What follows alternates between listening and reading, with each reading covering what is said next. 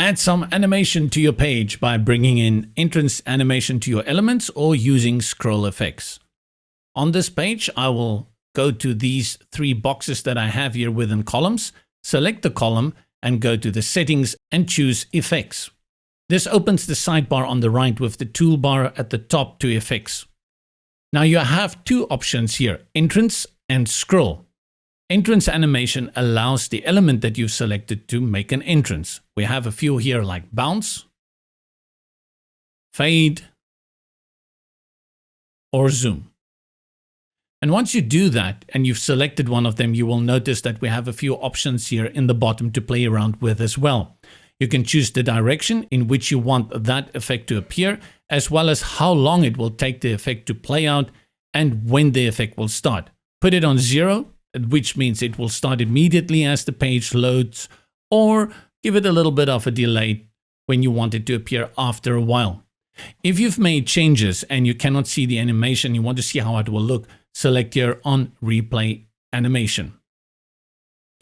If it is an animation that you would like to occur all the time, like something on attention, you can select infinite animation. This is also responsive. If I go to tablet and I'll select my column here, you will see that I can deselect the entrance animation, which is better for many tablets and mobile devices. Different to the entrance animation is scroll effects. Let's go to settings again, select effects, and then under effects, select scroll. Whereas entrance animations only work on a one-by-one basis, with scroll you can actually activate more of these at the same time. Let's go ahead and select rotate, and once I do that, you will see that already there is a rotate effect applied. And this will happen as the user is scrolling through the page. You can see I'm scrolling up and down, and that element is rotating. In many cases, this can be very disruptive, so this is very good for design elements and images. Use it sparingly. But there are also settings over here, and that you access by clicking on the actual rotate icon. It will give you all the settings here. The direction currently is rotating left, and you can set it to rotate to right. It is rotating around the center axis, which is X and Y, center. But if you wanted to rotate to any corner, we can set it to the left for the X and to the top. Now it's going to be rotating around the corner here in the top left corner.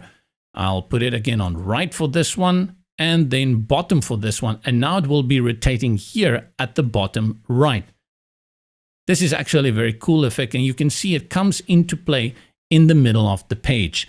Again, this works really well on desktop devices, but once you go to anything like a tablet, I'll highly recommend that you actually do not activate it, because on tablets and mobile devices where people are scrolling with their fingers, it actually can get lost. Make sure you go into it and deactivate it. So bring a little bit of excitement onto your page by using the entrance animation or the scroll effects. And as mentioned before, if you want to add more than one, you can do so by actually going a little bit wild and adding a little bit more to the effect that you are trying to achieve.